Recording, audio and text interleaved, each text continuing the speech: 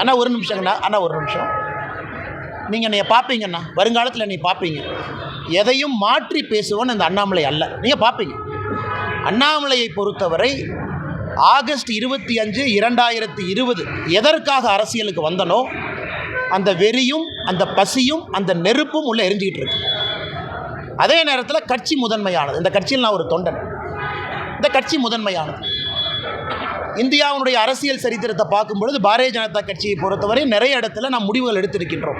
எல்லா முடிவுகளும் ஒரு தொலைநோக்கு பார்வையோடு தான் நம்ம முடிவு எடுத்திருக்கோம்.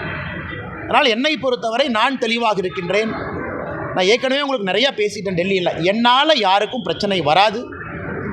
அதே நேரத்தில் மாற்றி மாற்றி பேசுகிறவன் அண்ணாமலை கிடையாது. அண்ணா போன வருஷம் அப்படி சொன்னீங்க, இந்த வருஷம் இப்படி சொன்னீங்க, 2025 ஜூனில் அப்படி சொல்லுவீங்களா?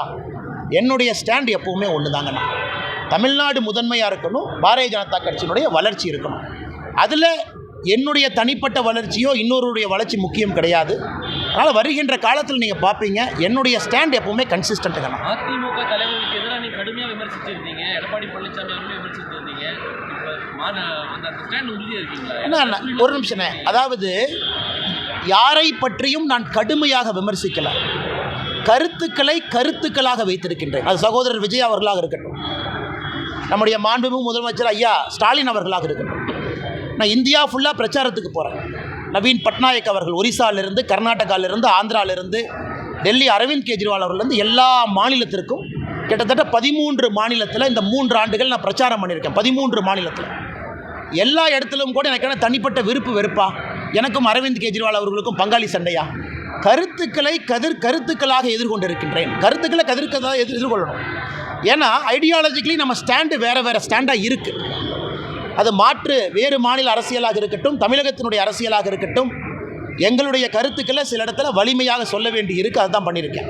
அதனால் கடுமையாக விமர்சித்தாங்க அப்படிங்கிற வார்த்தையை வழங்கன்னா, கருத்துக்களை கருத்துக்களாக எதிர்கொண்டிருக்கின்றேன். வருகின்ற காலத்தில் நீங்கள் பார்ப்பீங்க என்னுடைய ஸ்டாண்டில் எந்த மாற்றமும் இல்லைங்க. அதிமுக தலைவர்கள் பாஜக தலைவர்கள் ஆனால் நான் யாருடைய தனிப்பட்ட இதை பற்றி நான் கருத்து சொல்ல விரும்பலைங்கன்னா, அந்தந்த தலைவர்களை எப்படி பார்க்குறாங்க அப்படிங்கிறத அவங்க பிரதிபலிக்கிறாங்க. நான் ஏற்கனவே சொல்லியிருந்தேன், ஒரு மாநிலத்தினுடைய எதிர்க்கட்சி தலைவர் ஒரு நாட்டினுடைய உள்துறை அமைச்சரை சந்திப்பது எந்த விதத்திலும் தவறு இல்லை என்று சொன்னவன் நான்.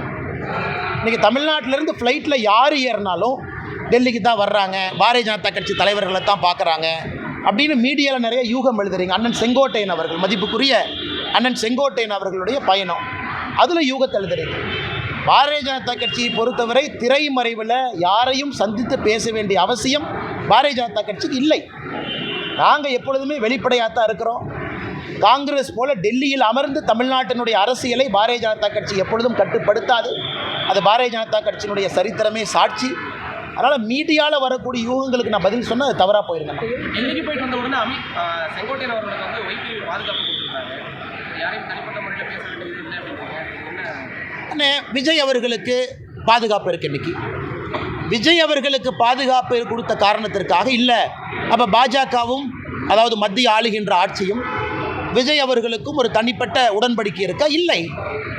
அவர் பாரதிய ஜனதா கட்சியின் மீது ஆக்ரோஷமான கருத்துக்களை வைக்கிறாரு, பதிலுக்கு நாங்கள் வைக்கிறோம்.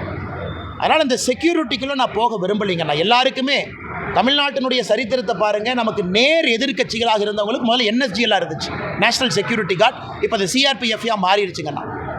நம்மை பொறுத்தவரை மாநில அரசு ஒருத்தருக்கு செக்யூரிட்டி கொடுக்க தவறும் பொழுது மத்திய அரசு ஸ்டெப்பின் பண்ணுறாங்க. அப்படி தான் நான் பார்க்குறேங்கண்ணா. மாநில அரசினுடைய ஸ்டேட் செக்யூரிட்டி கேட்டகரைசேஷன் கமிட்டின்னு ஒன்று இருக்குது. ADG, INT, லா அண்ட் ஆர்டர்லாம் அதில் இருக்காங்க. அவர்கள் முறையாக கொடுக்கும் பொழுது அதில் எங்கேயுமே விருப்பு வெறுப்பு இருக்கக்கூடாதுன்னு நினைக்கிறோம். அதனால் மத்திய அரசு யாராச்சும் ஒருத்தர் கொடுக்குறாங்க, அதில் ஒரு அரசியல் காரணம் அப்படின்னு யாராச்சும் கற்பிக்க நினைத்தால் அதை நான் இந்த நேரத்தில் மறுக்கிறேன். அண்ணா ex MLA, sitting MLA, ex minister, அதே போல் நிறைய பேர் இருக்காங்க. ஆனால் அவருக்கு மட்டும் ஏன் ஒரு கேள்வி தானே நடக்கூடிய அரசியல். ஆனால் எனக்கு தெரியலைங்கண்ணா, நீங்கள் அந்த செக்யூரிட்டி கேட்டகரைசேஷன் கமிட்டி, அரசியல் சூழல், குறிப்பாக தொண்டர்கள் வருவது, பாதுகாப்பு, காரணம், கருத்துக்கள் பேசுவது, அதை பற்றி நான் சொல்ல விரும்பலைங்கன்னா இருக்கலாம். இன்டெலிஜென்ஸ் ஏஜென்சிஸ் என்ன பிக் பண்ணுறாங்க, அந்த செக்யூரிட்டி கேட்டகரைசேஷன் கமிட்டியில் என்ன யோசிக்கிறாங்க, இதெல்லாம் கூட ஒரு காரணமாக இருக்குங்கன்னா. பட் நான் விஜய் அவர்களுக்கும் இதே தான் சொல்கிறேன், அண்ணன் செங்கோட்டையன் அவர்களுக்கு இதே தான் சொல்கிறேன். மாற்று கருத்து பேசக்கூடிய நண்பர்களுக்கு நம்ம கொடுத்துருக்கிறோமே, அப்போ நமக்கும் விஜய் அவர்களுக்கும் உறவா? நிச்சயமாக கிடையாது. அப்போ நமக்கும் செங்கோட்டையன் அண்ணனும் உறவா? நிச்சயமாக கிடையாது. இது வந்து அந்த ரீதியில் தான் நீங்கள் பார்க்கணுங்க. மேடம் கேளுங்க மேடம். இல்லை மேடம், இன்னவே எல்லா அரசியல் கட்சிகளும் அவர்களுடைய நிலைப்பாட்டை தெரிவிச்சிட்டாங்கன்னா மக்களுக்கு அது ரொம்ப சௌரியமாக போயிடும்.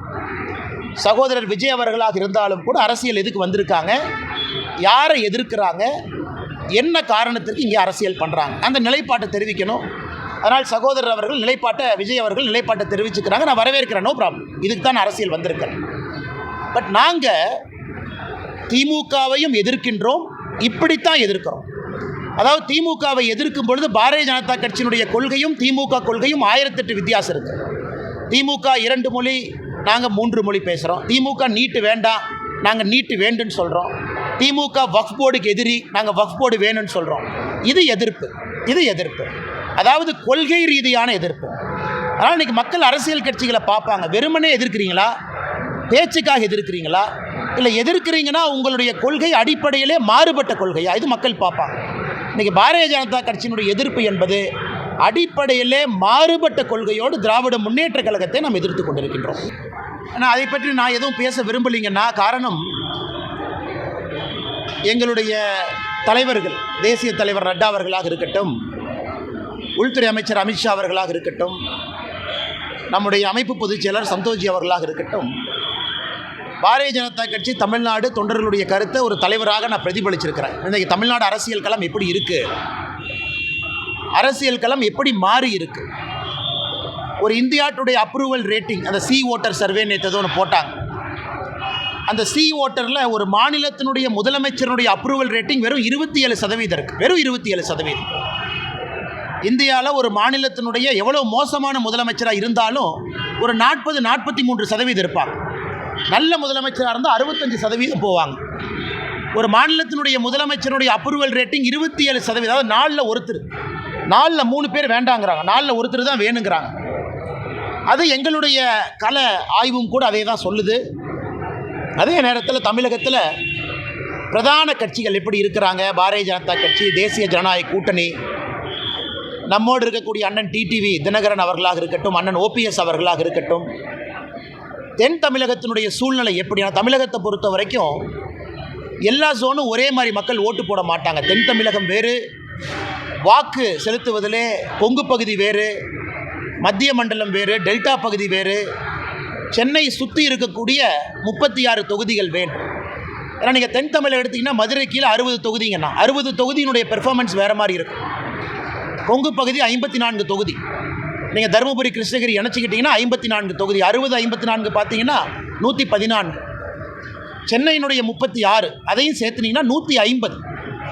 இந்த மூன்றினுடைய தன்மை என்ன? மிச்சம் இருக்கக்கூடிய 84 தொகுதிகள் வட தமிழகமாக இருக்கட்டும், மத்திய மண்டலமாக இருக்கட்டும். அதனால் இது எல்லாத்தையும் யோசிக்கணுங்கண்ணா. ஒரு கட்சி தமிழ்நாட்டில் ஜெயிக்கணும்னா 5 மண்டலத்தில் 3 மண்டலத்தை அந்த கட்சி ஜெயிக்கணும். ஒரு கூட்டணியோ கட்சியோ தமிழகத்தில் ஆட்சி களத்துக்கு வர்றாங்கன்னா இந்த 5 மண்டலத்தில் 3 மண்டலத்தை ஜெயிக்காமல் யாரும் ஆட்சிக்கு வரவே முடியாது. தென் தமிழகத்தையும் ஜெயிச்சு, கொங்கையும் ஜெயிச்சு, சென்னை உட்பட வேறு எல்லா பகுதியிலையும் 3 குறைந்தபட்சம் ஜெயிக்கணும். ஸ்வீப் வரணும்.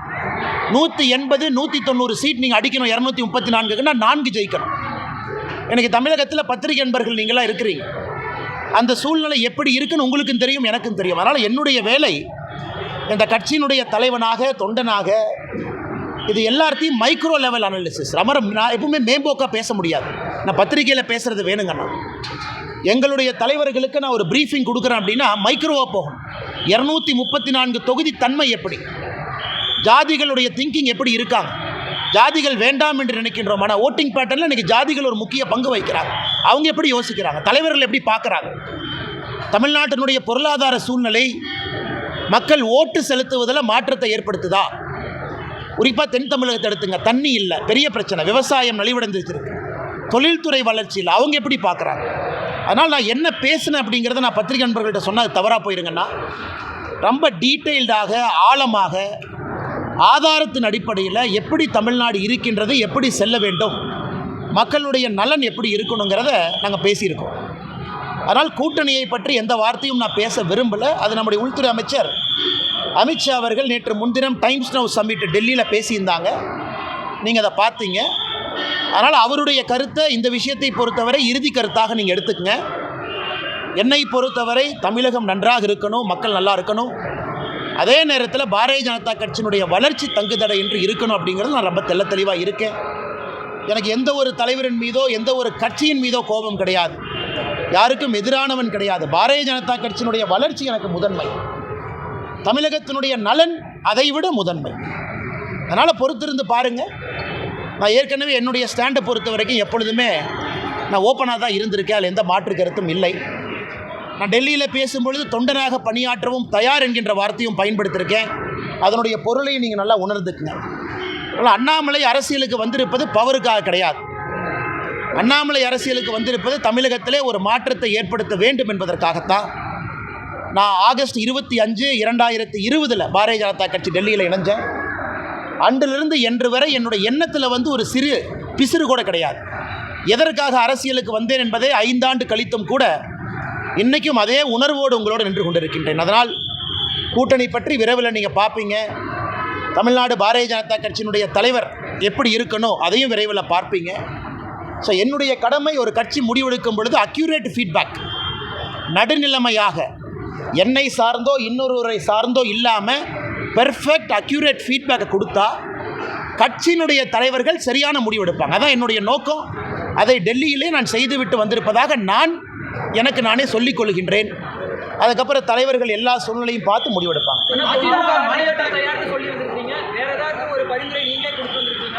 அண்ணே, அதை பற்றி நான் பேச விரும்பலைங்கண்ணே. அது நான் அதுக்குள்ளே போக விரும்பலை. என்னை பொறுத்தவரை கட்சியினுடைய முக்கியமான தலைவர்கள் யார் இருக்கிறாங்க, யார் முடிவெடுக்கிறாங்க அப்படிங்கிறத தொடர்ந்து நான் பேசிக்கிட்டு இருக்கேன். அதை நான் இன்றைக்கும் உங்கள்கிட்ட பேசியிருக்கேன். இன்றைக்கி சொல்லியிருக்காங்கன்னா, பாரத பிரதமர் நரேந்திர மோடி ஐயா ஏப்ரல் 6ஆம் தேதி தமிழ்நாட்டுக்கு வர்றாங்க. ராமேஸ்வரம், ராமநாதபுரத்துக்கு வர்றாங்க. இலங்கையிலிருந்து நேரடியாக டைரெக்டாக இலங்கையிலிருந்து ராமநாதபுரத்துக்கு வர்றாங்க. இலங்கை 5ஆம் தேதி போகிறாங்க இலங்கைக்கு. அது முடித்த பிறகு மண்டபத்துக்கு வர்றாங்க. மண்டபம் வந்த பிறகு பாரத பிரதமர் நரேந்திர மோடி ஐயா அவர்கள் பாம்பன் அந்த புதிதாக இந்த புதிய டெக்னாலஜியோடு வடிவமைத்திருக்கக்கூடிய பாலத்தை திறப்பு விழா செய்கிறாங்க. அதன் பிறகு கோவிலுக்கு போகிறாங்க. ஒரு முக்கிய ஜோதிர்லிங்க கோயிலாக இருக்கக்கூடிய ராமேஸ்வரம் கோயிலுக்கு போய் ஆண்டவன் தரிசனம் முடிச்சுட்டு கவர்மெண்ட் பப்ளிக் மீட்டிங், அதாவது பாரதிய ஜனதா கட்சியினுடைய பொதுக்கூட்டம் இல்லை, அரசு நடத்தக்கூடிய பொதுக்கூட்டத்தில் பிரதமர் பங்கேற்று புதிய திட்டங்களுக்கான அறிவிப்பு எல்லாம் செஞ்சுட்டு பிரதமர் அவர்கள் மதுரை வழியாக டெல்லிக்கு திரும்பி போகிறாங்க. இது ஏப்ரல் 6ஆம் தேதி நடக்கிறது. அதற்கான பணிகள் எல்லாம் கூட நம்முடைய கட்சி தொண்டர்கள் செய்து கொண்டிருக்கின்றார்கள். அதுவும் எங்களுக்கு முக்கியம். பிரதமர் அவர்கள் தேர்தலுக்கு பிறகு 2024 லோக்சபா தேர்தலுக்கு பிறகு தமிழ்நாட்டுக்கு வரக்கூடிய அவருடைய முதல் விசிட் இது. அதையும் வெற்றிகரமாக அந்த பகுதியில் நடத்தி காட்ட வேண்டும் என்கின்ற முனைப்போடு இருக்கிறோம். அதனால் அரசியல் என்ன நடக்கும், எப்படி நடக்கும், எந்த நேரத்தில் நடக்கும், அதெல்லாம் சரியான நேரத்தில் நடக்குங்கன்னா மாநில தலைமை அதிமுகவுடன் கூட்டணி இல்லை அப்படின்றது ஒரு தெளிவாக இருக்கிறோம். எந்த காலத்தையும் கூட்டணி இல்லை அப்படின்ற மாதிரி